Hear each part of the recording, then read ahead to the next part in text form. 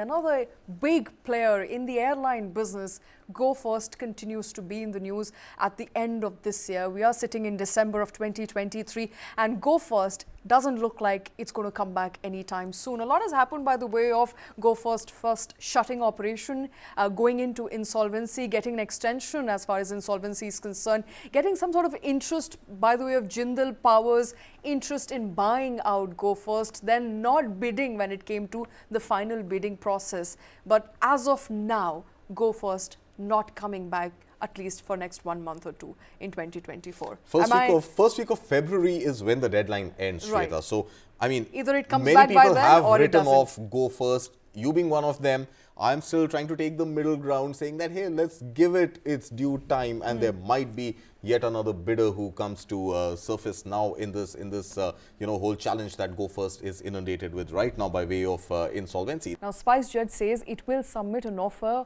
on the airline post due diligence and hopes to create a viable airline by combining the two entities. Look, Shweta, I think it definitely makes business sense because SpiceJet in itself has a much smaller market share as compared to the two real big airlines that dominate Indian skies. One, of course, being the entire might of Air India, which includes Air India, Air Asia, Air India Express, as well as Vistara.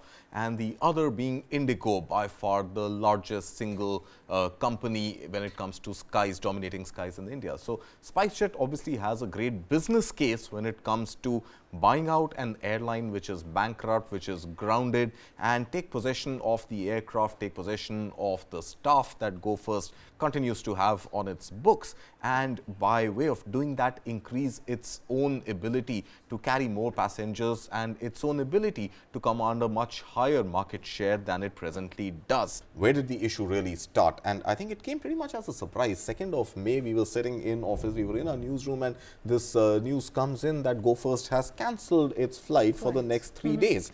And immediately thereafter, 3 days the became news 5 comes days, in. 5 days became 10 Of days. course, and it's been what, June, July, August, September, October, November, December, 7 months at least so far already, right? Including May, it was 2nd of May. So it's been, whoever it's named the been company 8 Go months. First.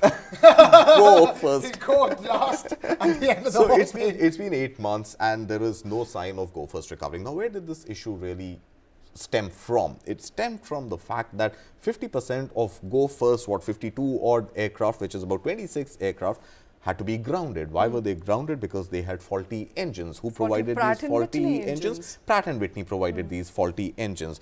Why were these engines not serviced by Pratt and Whitney? Why were these engines not replaced by Pratt and Whitney? That seems to be the bone of contention between Pratt and Whitney and Go First. But the fact of the matter is that by 2nd of May, Go First realized that it cannot continue flying and it cannot continue incurring losses when 50% of its fleet is on the ground.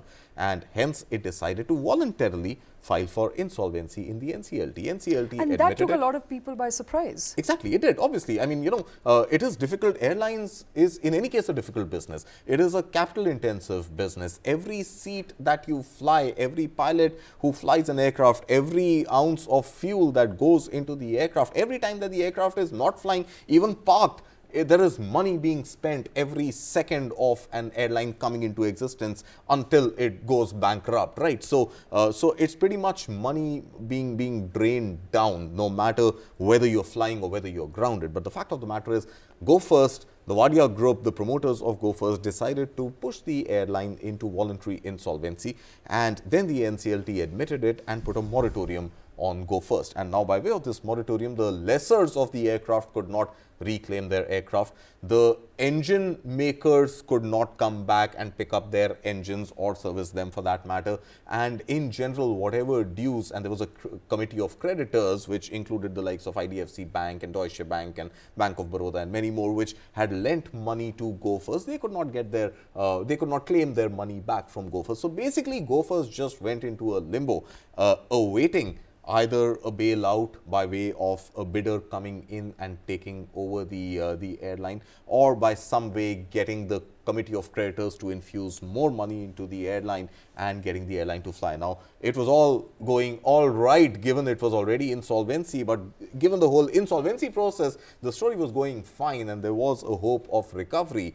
But and that is when the bidding process started, and Naveen Jindal Power was one of the only, in fact, the only bidder who qualified, or the only sort of suitor who qualified to go ahead and bid. But nick of time, 21st November, if I'm not mistaken, was the deadline.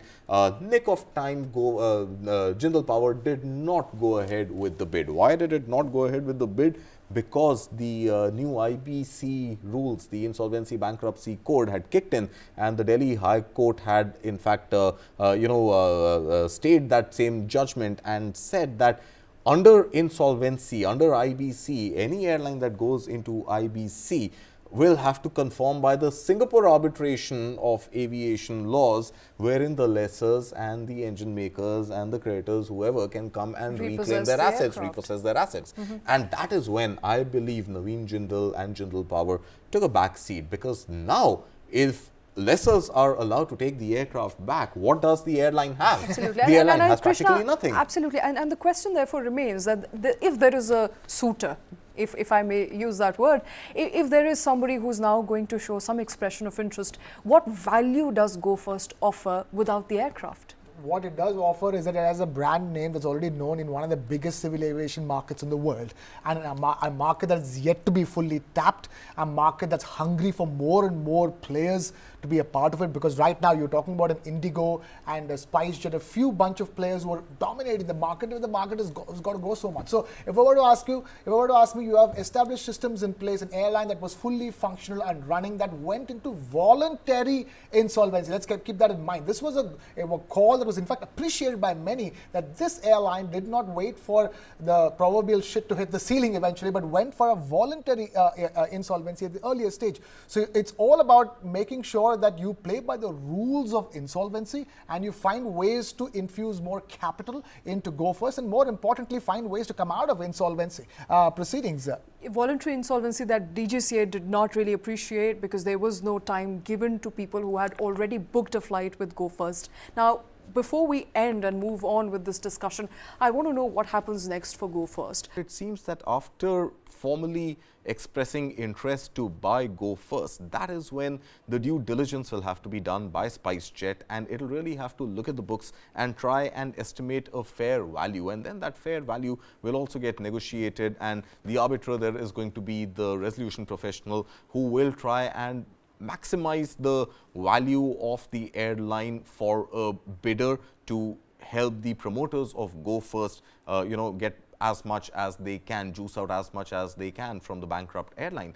But SpiceJet will also have to do its own negotiations after its due diligence and try and find the best value to pick up stake, if not pick up a complete majority stake in Go First. The Go First saga that has been continuing for a while now is unending.